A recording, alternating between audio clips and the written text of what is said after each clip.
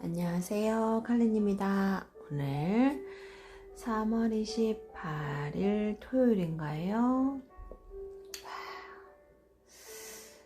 일단 한 달이 거의 이제 다 지나가고 있는 그런 시간이네요. 뭘 얘기를 해야 되나. 오늘은 별로 안 바쁠 줄 알았어요. 왜냐면 일단 기본적으로 코로나도 다시 100명대를 훌쩍 넘었다고 하고, 일단 지금은 가장 저에게 있어서 가장 영향을 많이 미치, 저도 역시 영향을 많이 받고 있는 사람으로서 가장 민감하죠. 네, 무시할 수 없잖아요. 그리고 또 이런 와중에 또 궁금하고 상담을 하고 싶은 분들도 많으실 텐데, 지금은 어찌 보면 목구멍이 포도청이라고, 정말 먹고 사는 기본권 자체가 지금 보장이 안 될 상황도 될 수 있기 때문에, 어찌 보면은 참 고민이라고 하기보다는 기원? 오늘도 빨리 정상화되기를 기원하는 마음, 기도하는 마음으로 시작을 해보겠습니다. 네. 그래도 감사하게도 생각보다는 조금 바빴던, 저는 개인적으로 오늘도 엄살거리가 생긴, 제가 오늘 요즘 마스크를 쓰고 하니까 이제 어제 제가 물집 때문에 좀 불편하다고 했었는데, 그 물집이 마스크를 쓰고 하니까 덮어졌어요. 이게 아무래도 습진? 약간 이런 것 같아요. 공기가 잘 안 통하고 하다 보니까 이게 습진처럼 물집의 포짐이 확 퍼지더라고요.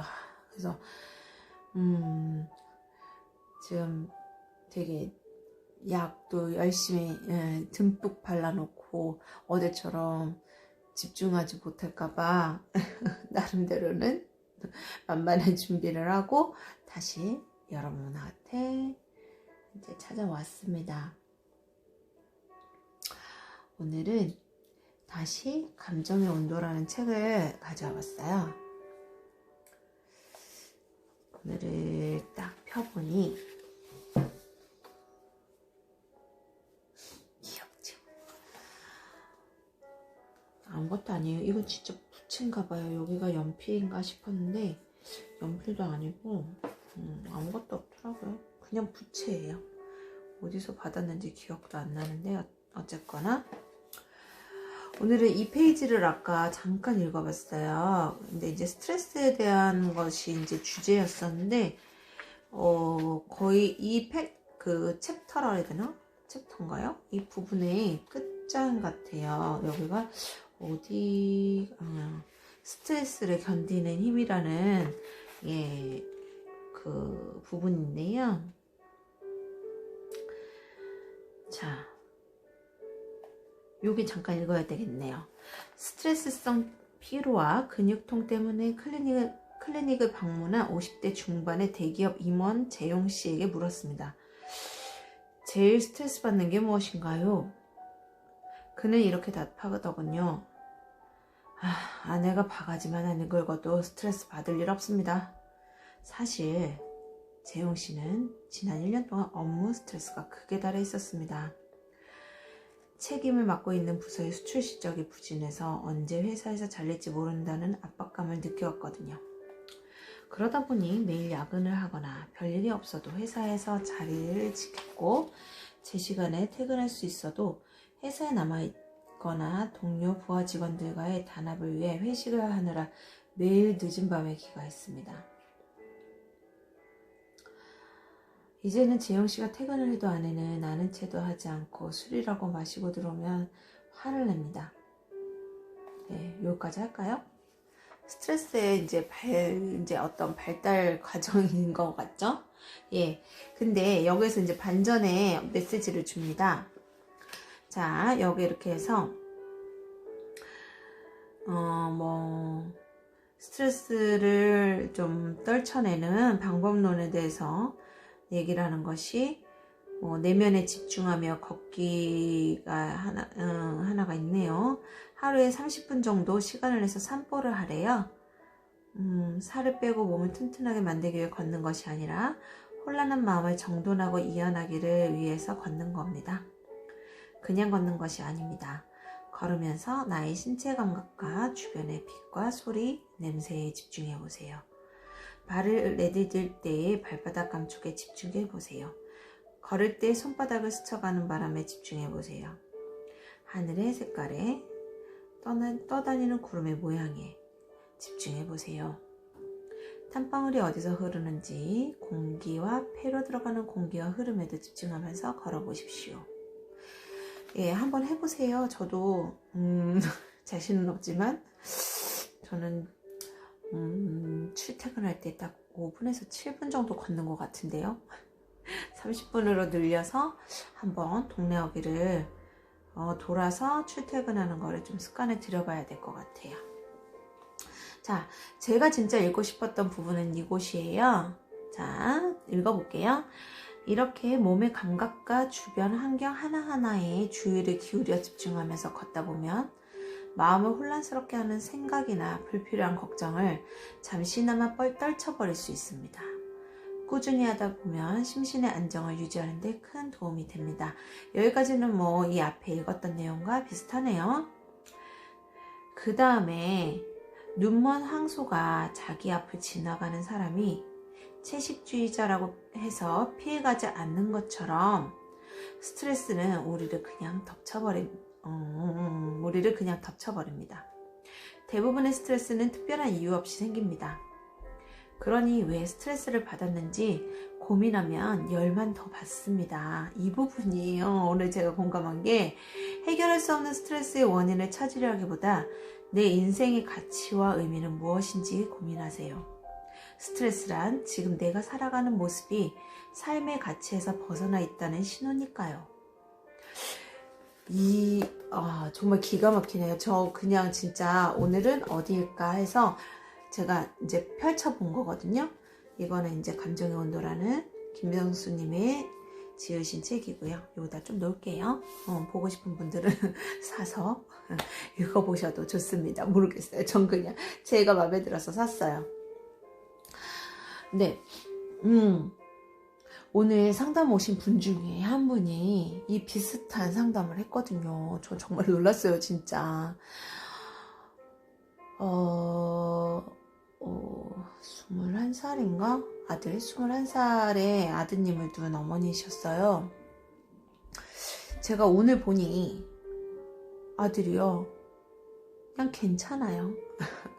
괜찮다는 의미는 먹고 사는데 지장이 없는, 물론 남의 얘기니까 그렇게 얘기할 수 있겠죠.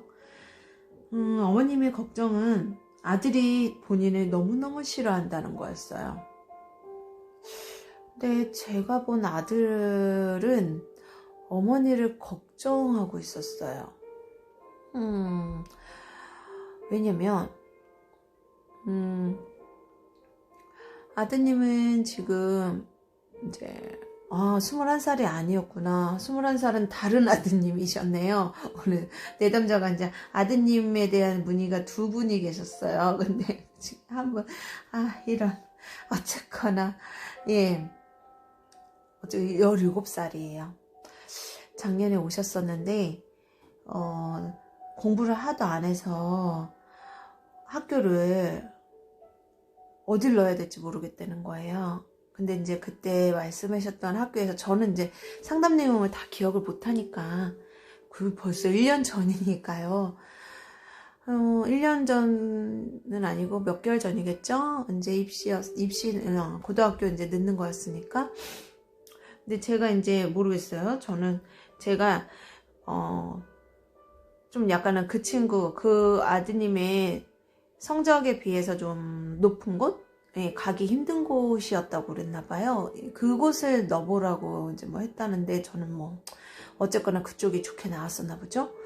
그래서 거기를 넣으려고 했는데 망설이다가 이제 한번 믿자 본전이다 그냥 넣었는데 그쪽 학교에 합격을 했대요. 고등학교요. 이제 뭐 어우 잘 됐네요. 뭐 축하드렸죠. 근데 그 다음에 이어서 나오는 게 근데 이 녀석이 공부는 안 하고 뭐 보디빌더 대회? 세계 보디빌더 대회를 나가겠다고 운동에 빠져서 막 좀 시간을 허비하고 있다고 그러면서 근육주사니 보니 맞겠다고 막 엄마에게 계속 요청을 한다고 하더라고요. 그래요? 뭐 너무 어떤 선에서 넘어가는 거는 아무래도 아직은 어린 이제 친구니까 제지를 해줘야 되겠지만 문제는 거기가 아닌 것 같은데요? 라고 제가 말씀을 드렸어요. 왜냐면 분명히 제가 아드님의 것을 봤을 때는 아드님은 정도를 지켜서 자기가 자기 길을 잘 찾아갈 수 있는 그런 아드님이었기 때문에 제가 볼 때는 어머님이 알아서 스트레스를 만들고 있는 것 같다라는 생각이 들어서 아드님은 됐고요. 예, 제가 볼 때는 어머님 고민을 말해보세요 라고 제가 근데 어머님도 사실은 제가 문제인 것 같아요 라고 말씀하시더라고요. 그래서 그게 무슨 이야기인가 봤더니 어머님 것을 이제 그래서 어머님의 데이터를 봤더니 어머님은 항상 어떤 피해의식, 경쟁의식, 패배의식 이거가 되게 강하게 자리 잡고 있는 분이셨거든요. 그래서 에이 어머님이 너무 힘드셨네. 그거에 대한 상처가 있어요.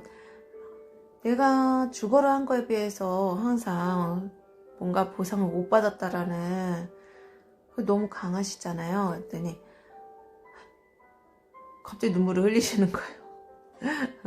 갑자기 눈물을 흘리셔서 저는 그냥 외면했죠. 그리고 저는 할 말만 했어요. 왜냐면 저는요, 오실 때 창피하실까봐, 그냥 그거 안 받아들여요. 그냥 울게 그냥 냅두고, 자, 언니 들어보세요. 뭐 그러고.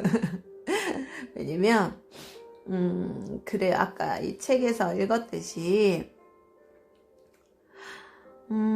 사실, 누구나 자기 아픔이 가장 아프고 자기 패배감이 가장 슬프고 아쉽고 화가 나지만 사람의 기억은 또 좋은 것을 기억할 수 있는 대로 전환을 시킬 수 있다고 저는 믿거든요.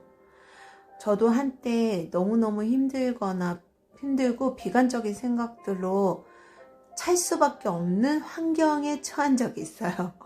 예. 그래서 그때는 정말 뭐 해도 안 되더라고요. 뭘 해도 안 돼요. 그래서 제가 어머니한테도 말씀드렸죠. 제가 그런 때가 있었어요. 근데 저한테는 그게 10년이었어요. 근데 어머니는 한평생이시네요. 그때 또 오시는 거예요. 하지만 한평생이라고 해서 익숙해지는 것도 아니고 10년이라고 해서 덜 힘든 것도 아니고 힘든 시기, 억울한 시기는 누구한테나 있는데 오히려 저처럼 그런 어머니처럼 억울한 시기가 별로 없고 단 10년 정도가 조금 집중적으로 힘들었었는데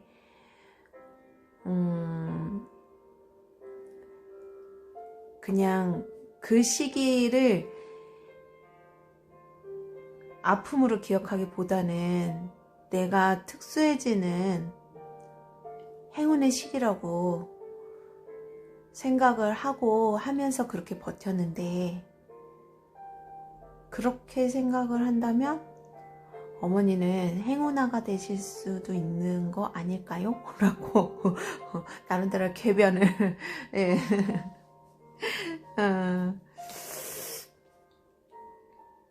예. 그래서 그때부터 어머니가 마음을 이렇게 풀어놓고서는 그렇네요. 저는 너무너무 불행하고 언제나 너무너무 힘들었고 너무너무 슬펐다고, 그래서 내 인생은 왜 이렇게 괴로운가 생각을 했다고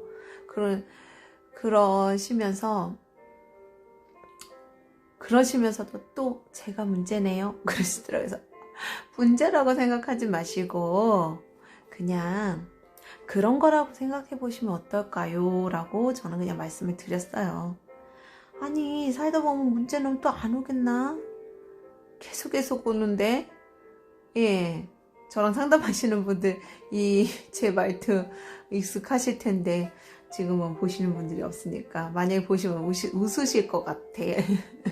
어쨌거나 그래서 이 책에서 말했듯이 스트레스는 원인을 생각할수록 복창 터져요. 그죠? 스트레스는 사실은 만들려면 끊임없이 창조할 수 있는, 가장 우리들이 손쉽게 창조할 수 있는 요소인 것 같더라고요. 예, 그래서 저도 요즘에 이 유튜브를 시작하고 하면서 사실 스트레스를 좀 많이 받는 거거든요. 그래서 제가 입술에 포진도 자꾸 나고 감기 기운에다가 막 계속 몸이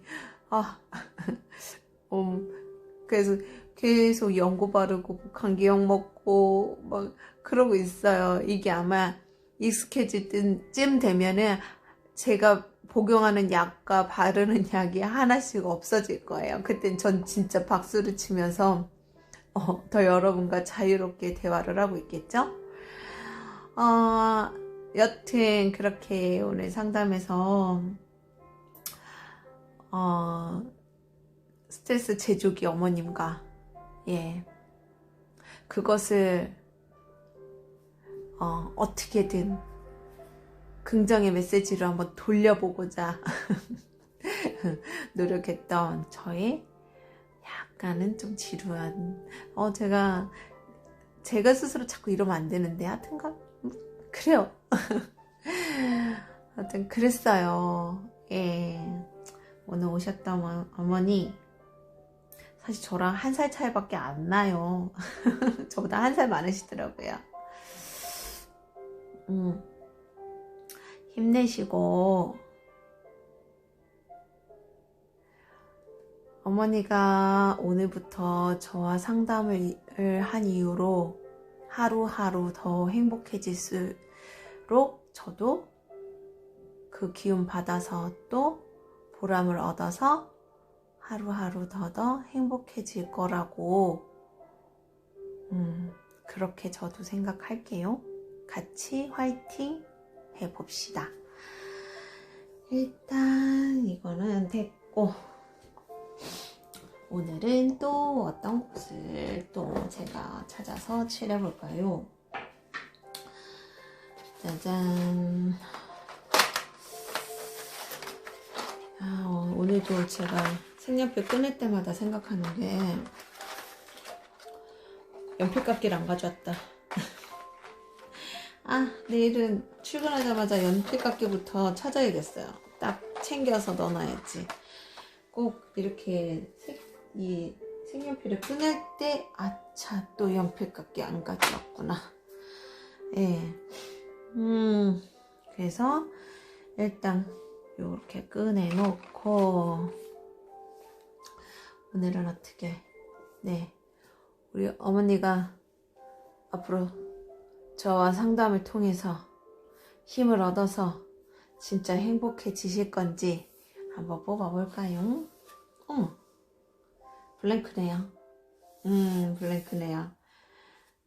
열심히 노력하셔야겠네요.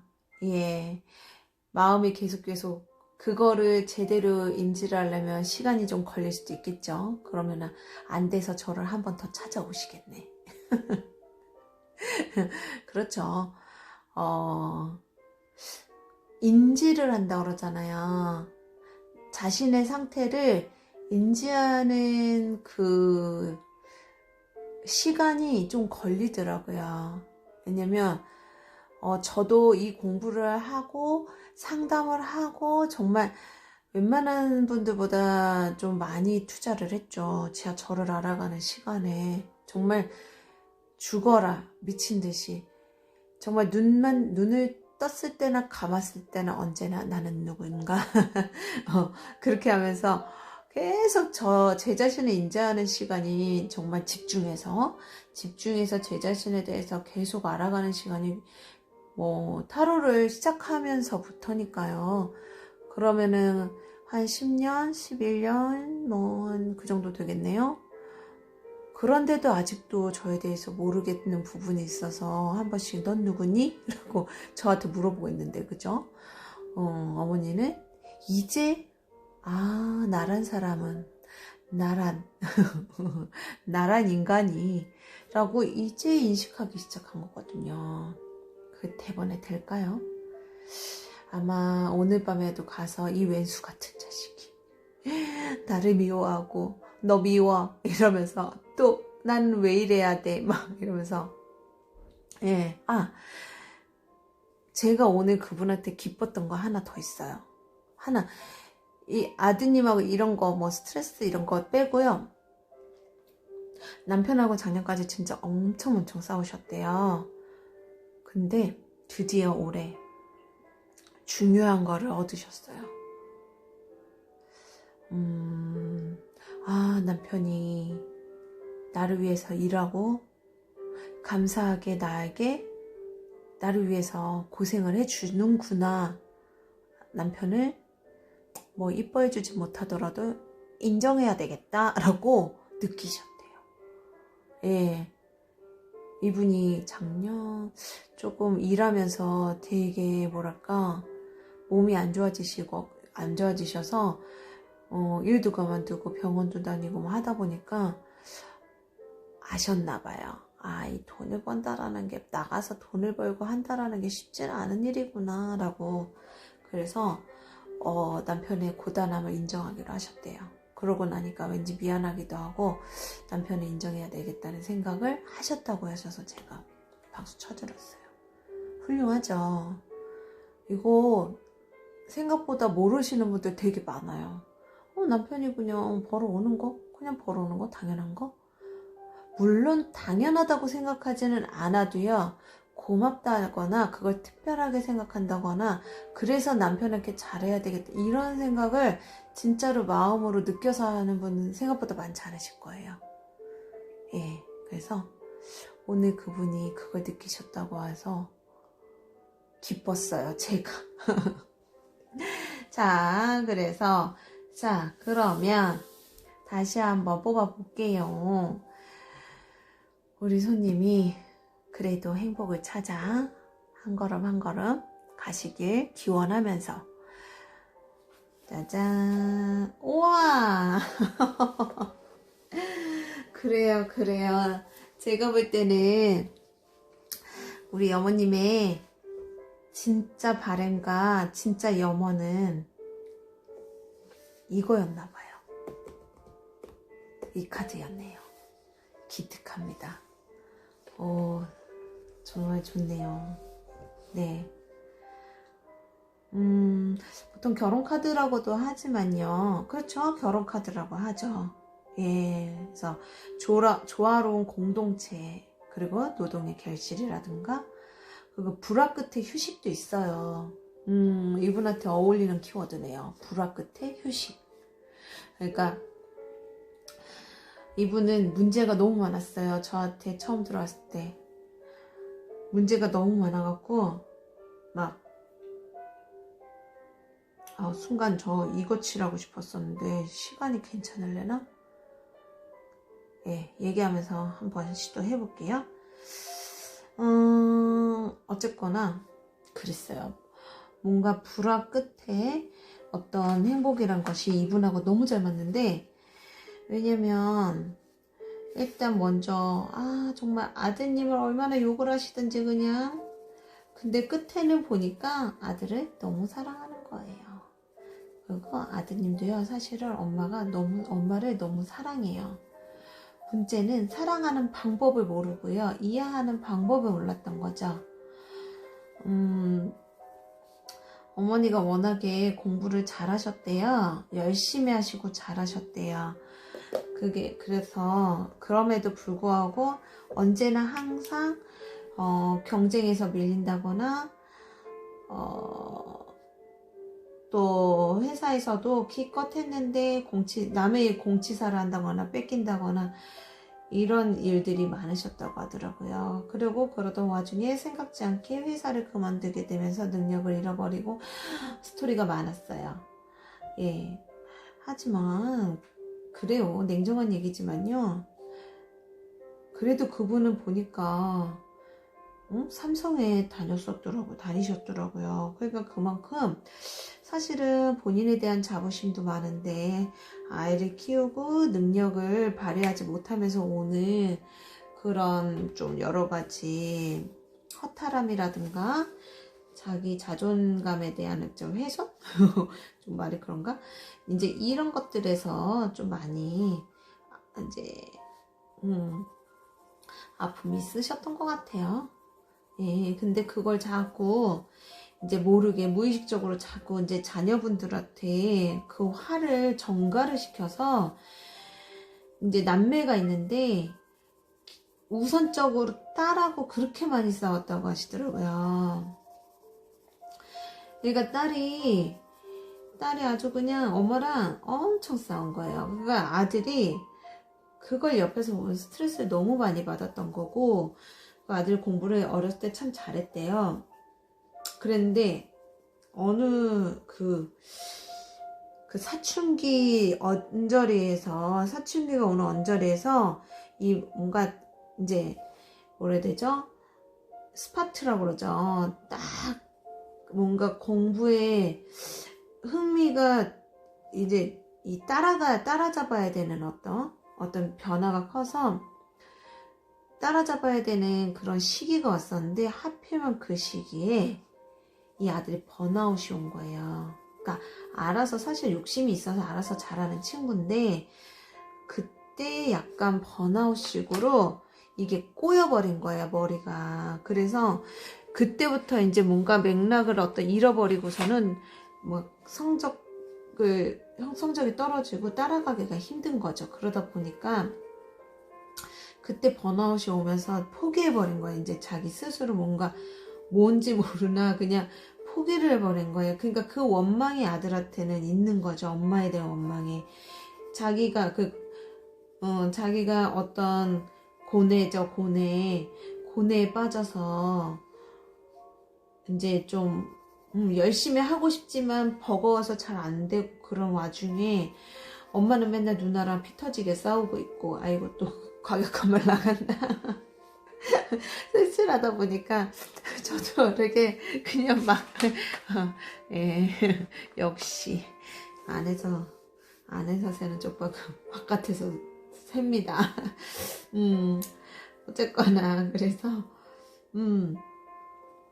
그러다 보니까 그 원망이 생겨버린 거예요. 근데 사실 이제 아드님도 나중에 이해할 거예요. 그건 지운이지 무슨. 근데 스트레스 받죠. 아드님은 되게 사랑주의자, 평화주의자거든. 그래서 민감한 거예요. 그런 이제 그리고 아들이 봤을 때는 그거죠. 심판관처럼, 애늙은이처럼 심판관처럼. 원래 시끄러운 집안에는요, 어릴수록 애어른이 되거든. 제3자에서 자꾸 바라보게 되잖아요. 그래서 심판관처럼 보다 보니까 누나도 이해 못하겠고, 엄마도 이해 못하겠고, 엄마를 힘들게 하는 누나 미운데, 또 그걸 어른으로서 또 굳이 싸우고 있는 엄마도 짜증나고, 그러니까 이 아이가 거기서 과부하가 걸린 거예요. 어떤 뇌에. 네, 전 그거 좀 이해되더라고요, 사실. 저도 저희 언니가요. 언니 미안해.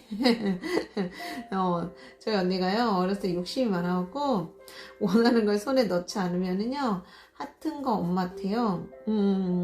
물론 저도 땡깡은 이제 내놓으라 진짜 저희 할머니가 살아계시면 너나 네가 더 힘들었다고 그러실 텐데 어쨌거나 이제 언니가 이제 엄마한테 좀 떼를 쓴다거나 특히나 저희 집이 되게 어려웠을 때가 있어요. 그래서 학교를 가는 게 너무 무리다라는 생각이 들었을 때 언니가 어떻게든 학교를 가겠다고 공부도 안 돼, 성적도 안 되는데 무조건 가겠다고. 왜냐면 저희 집이 조금 되게 중요한 시기에 좀 안 좋아졌거든요. 그러니까 저희 언니도 억울하죠. 언니는 학구열이 있었는데.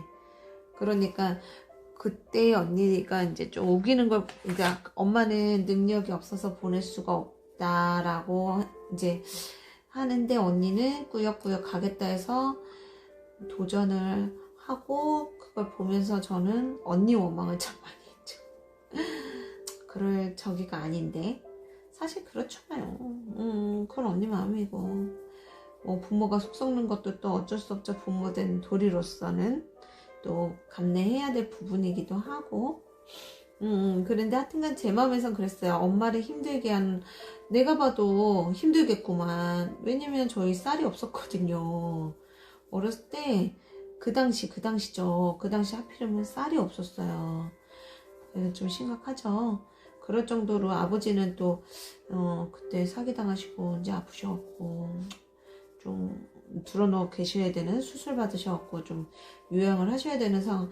그러니까 너무 집안 분위기랑 이 상황이 너무 불안했었어요. 엄청나게 불안한 상황에서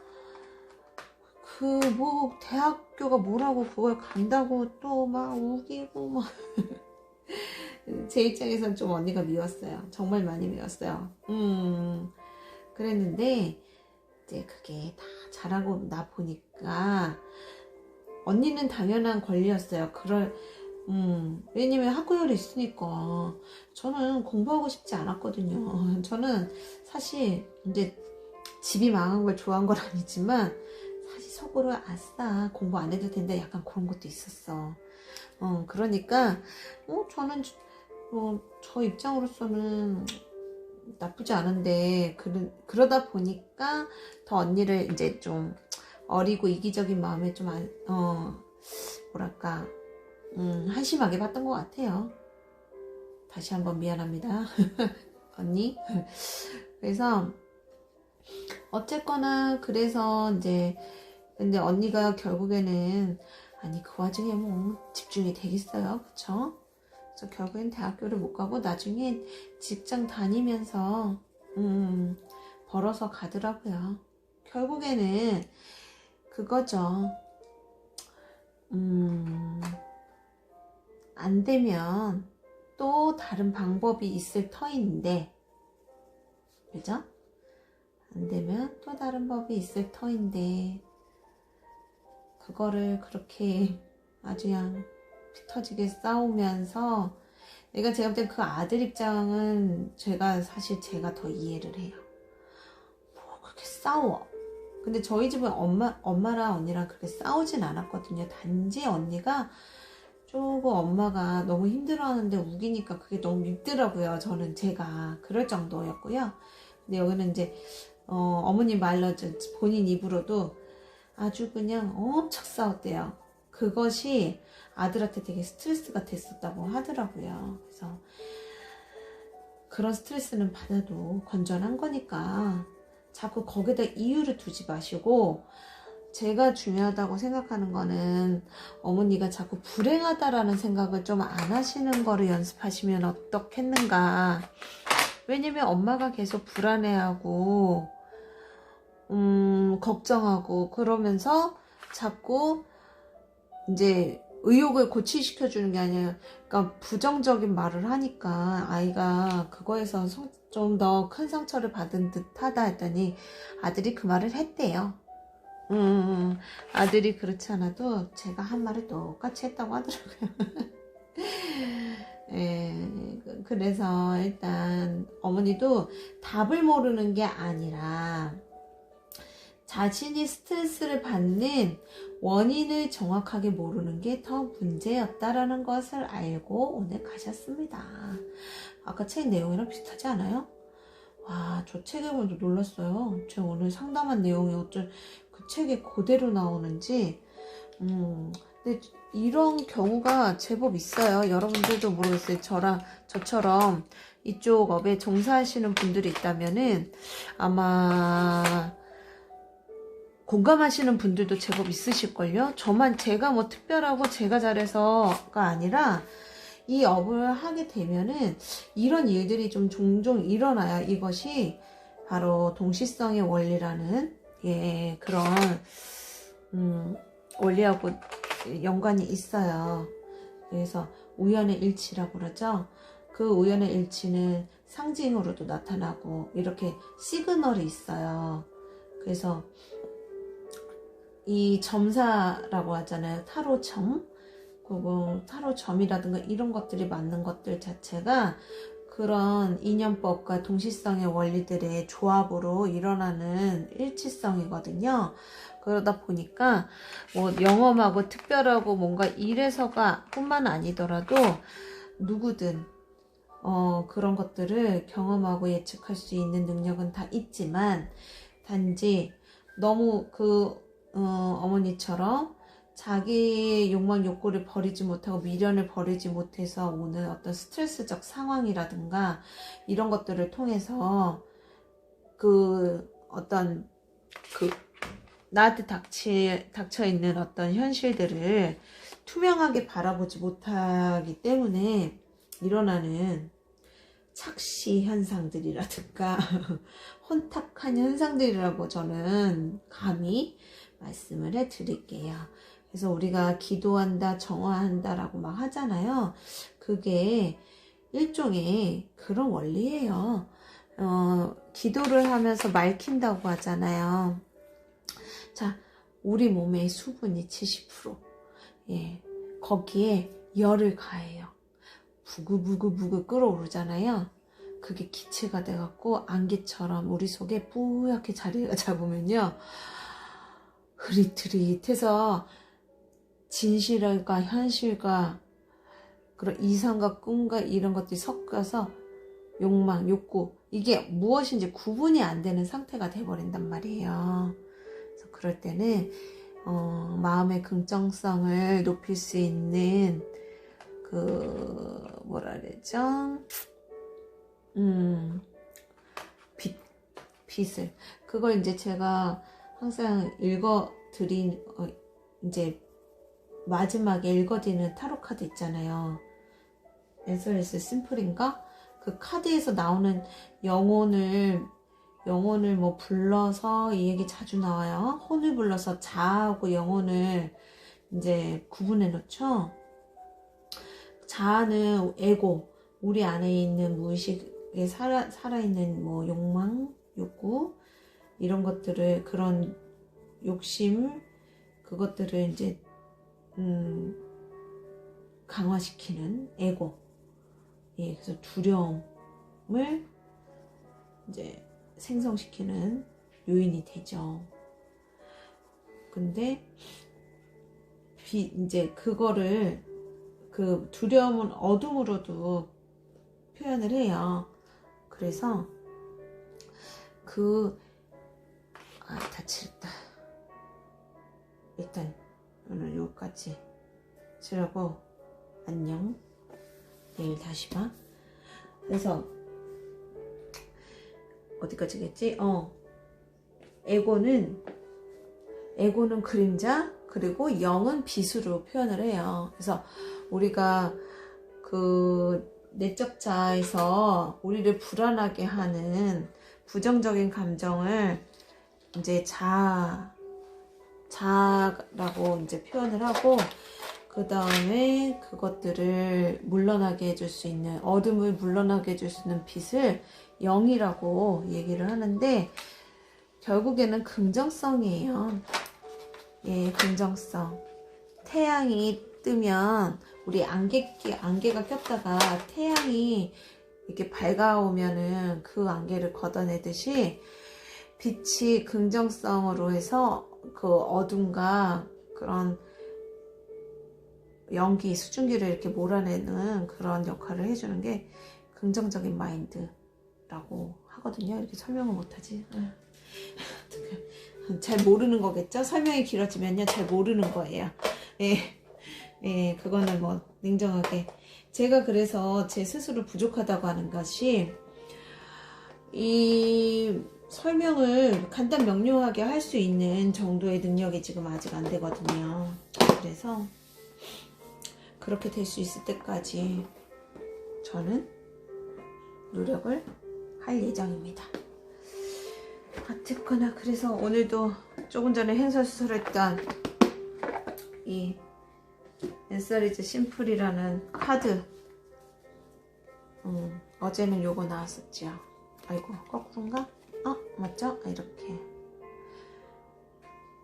당신의 영에 전화하라. 그러면은 좀 전에 얘기했죠.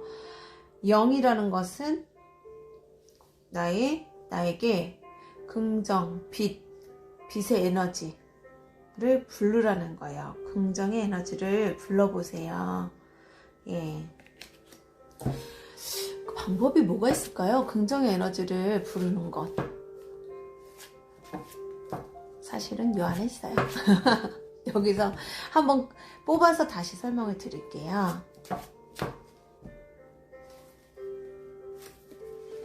아이고, 또 왜 이렇게 나왔어? 자, 되돌아가기입니다. 이거 다시 찍으란 뜻인가?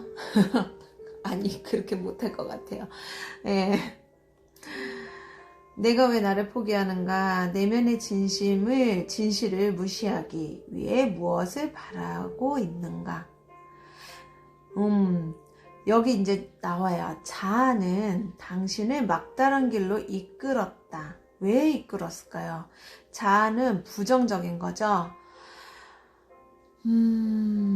우리가 걱정을 하는 것은요, 욕심이 있어서 걱정을 하게 되지 않을까요? 왜 욕심이 생길까요? 잃고 싶지 않아서.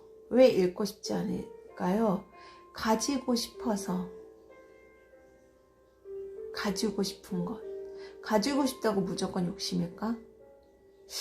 가지고 싶은 거는 당연한 욕구인데요. 더 가지고 싶어서겠죠. 자아는 그것을 부추긴다. 더. 왜? 나를 위해서. 나를 위해서 더 가지고 싶은 것이 나를 힘들게 하고 나를 파괴한다. 내 자아는 그것까지는 생각을 안 해요. 왜? 생각이라는 것은 한 가지밖에 못하니까. 자, 화가 났을 때요. 나 지금 화난 것 같아 라고 그렇게 나에게 얘기를 해줘보세요. 나 화났네 하고 저를 바라봐 주세요. 자신을. 그러면요, 순간 화났다를 기억하지 뭐 때문에 화났는지는 잊어버리는 거예요. 그렇게 되는 단순하다니까. 우리 스승님한테 배운 건데 네, 스승님이 가르쳐줬어요. 가보년이었던 것 같아요. 언제였냐? 가보년 2014년이었나? 그때 제가 정말 화날 일이 너무 많았어요. 억울하고 화나고. 근데 그때 저희 스승님이 제가 너무 스트레스를 받고 근데 저는 스트레스 받는다고 얘기는 안 해요. 근데 스승님이 기가 막히게 아시더라고요. 선생님 지금 화나셨어요? 그래요. 아니요, 저 화 안 났는데요. 그랬더니 제 그 심장에 이 응어리가 느껴지신대요. 그래서 제가 들여다봤어요. 내가 화가 났나? 생각해보니까 화가 나 있더라고요. 그때 원인이 분명히 있었어요. 근데 저는 그거를 생각은 안 했지만 몸에선 기억을 하고 있었던 거죠. 그만큼 화를 안 내는 게 아니라 화가 나지만 처리를 안 하고 묻어뒀던 거죠. 근데 이제 그거는 또 다음에 다시 그 부분에 대해서 설명할 수 있는 시기일 거고, 어쨌거나 지금 이제 아까 좀 전에 말씀드린 것처럼 나 화났네 하는 순간 화가 없어진 거예요. 왜? 화났네 하고 알아준 거에 대한 보상도 있지만, 그런 알아주면은 왜 우리가 그랬구나 하면은 누그러지듯이 그것도 있지만, 나 화났네 하면서 내 안에 들여다보는 순간, 왜? 뭐 때문에? 근데 이제 왜 뭐 때문에 하면 다시 뭐 그걸 따지다 보면 다시 화가 나겠지만, 일단은 그 순간에는 화가 치밀어 오르는 느낌이 들 때 나 화났네 하면서 나를 봐주잖아요. 그러면 그 욱하는 위기는 모면할 수 있어요. 한번 해보세요. 저는 효과가 있었어요. 물론 화를 내고 싶은 사람들은 거부하겠죠. 그냥 화내시면 돼요. 간단합니다. 어쨌거나 그래서 자아는요, 내가 원하는 것을 하게 해요. 내가 원하는 것, 그러니까 나라는 것, 에고. 그래서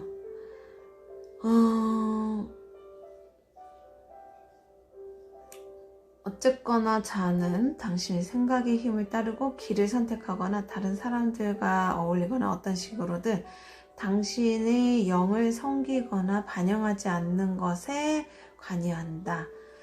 여기서 영이 나오죠? 영을 섬기거나 반영하지 않은 것들에 관여한다. 그러니까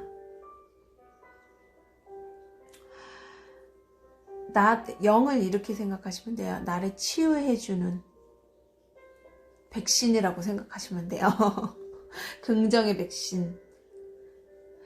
그러니까 그거를 거부하는 거죠. 자아는 그걸 거부하게 만들고요. 나를 스트레스 받는 상태에 유지하게 만들어요. 이게 관성의 법칙이라고 그래야 되나? 예, 사람은요, 익숙한 것에, 그러니까 변화를 싫어한다고 그러죠. 그래서 내가 불행해도요, 그 불행함을 끌어안고 싶어하는 어떤 욕구가 있다고 하더라고요. 변하기 싫어하는 욕구. 그게 꼭 난 즐거워, 그래서 난 계속 즐거울 거야가 아니라, 오히려 불행에 익숙해지면요, 그 불행을 유지하려는 그 심리도 있다라고 해요. 그렇기 때문에 자아는요, 자기가 유지하고 싶은 거를 계속 유지하게끔, 그럼 내가 지금 불행한 거에 익숙하면요, 불행한 거를 유지하게끔 하는 힘이 있어요. 그래서 힘들다 난 불행해. 아니, 긍정적인 생각을 해보세요. 아니요, 저는 불행해요. 불행한 걸요? 저는 행복할 수 없어요. 이렇게 명령을 주는 게 자아예요. 그냥 오늘은 거기까지. 자, 당신이 자신에게 정직하다면 당신이 가는 길은 당신에게 좋은 일이 아니라는 것을 인정할 것입니다. 자아는 당신에게 진실의 중요성을 최소화하고, 그룹과 함께 가거나 당신이 하고 있는 일을 계속하는 것이 생존의 필수 도구임을 암시합니다. 그러나 이것은 거짓이며 당신은 그것을 알고 있습니다. 길에 따라서 어딘가에 당신은 믿음을 잃고 잘못된 잔디에 표류했습니다. 운이 좋게도 돌아서 코스를 뒤집고 다시 돌아오기에는 너무 늦지 않았습니다. 당신의 영혼적 가족의 지지를 구하고 용기가 당신의 영과 다시 일치하도록 무엇도 설명하지 마십시오. 당신의 영을 따르는 것은 당신의 신성한 권리이며 아무 것에도 전하거나 방해할 힘이 없습니다. 더 이상 멀어지기 전에 당신의 영을 기억하고 다시 돌아오세요. 자, 저는 이 카드가 나왔을 때 이거예요. 뭐라 해야 되지? 심술? 왜 그런 거죠? 아닌 걸 알면서도 그냥, 아니면 알면서도, 똥꼬집이라고 해야 되나요? 아닌 걸 알면서도 뭔가를 시도했던 때가 있었어요. 아차 싶었죠. 한 걸음 딱 떼자마자 아차 싶은데요. 아니야, 이게 맞을 거야 하고 그거를 진행하려고 할 때 이 카드가 나오더라고요. 그러니까 뭐냐, 아, 거기가 아닌 것 같아. 늦지 않았어. 다시 시작해봐. 다시 시작해도 돼. 라고 저한테 메시지를 준 거였거든요. 그런데도 저는 제 머리를 믿고 아니야, 난 그래도 이렇게 할 거야 라고 했는데요. 우리 심리도 못 가서 발병 난다고 정말 그런 상황이 생겼어요. 며칠 안 가서 제 그 똥꼬집을 꺾을 수밖에 없는, 그래서 그걸 꺾고 나서 안도의 한숨을 쉬었던 경험이 있습니다. 자, 그러니 여러분도 이 카드가 혹시 이 카드 쓰시는 분들이나 앞으로 쓰실 분들이나 또 뭐 그런 분들 이 카드가 나온다면 늦지 않았어요. 다시 시작해도 충분합니다. 또 지금 여러분 제 동영상을 보면서 어떤 갈림길이라든가 들어선 길에서 아차 싶으신 분들, 왜 아차 싶을 때 심장이 툭 떨어지잖아요. 그러면요, 당황하지 마시고 그래? 그럼 다시 해볼까? 용기를 가지시고 되돌아가 보셔도 괜찮습니다. 뭔지 모르지만. 네, 오늘은 여기까지 하고요. 오늘도 역시 매끈한 어떤 진행은 아니었지만 최대한 좋은 공감되는 이야기를 나눌 수 있었으면 좋겠다라고 상상을 하면서 진행해 보았습니다. 토요일 이제 거의 다 지났어요. 이제 내일 일요일이 오겠죠? 사회적 거리두기로 여러 가지로 이제 답답하게 활동의 제한을 받고 있는 요즘이지만, 그래서 더 자신의 내면을 섬세하게 돌아다 볼 수 있는 좋은 계기가 되는 게 아닌가 싶기도 하네요. 저도 시간이 갈수록 감사한 마음이 있어요.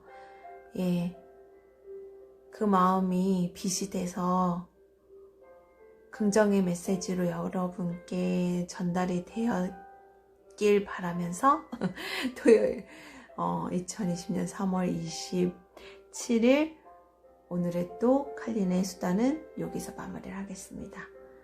모두 좋은 밤 되시고 편안한 잠 주무세요.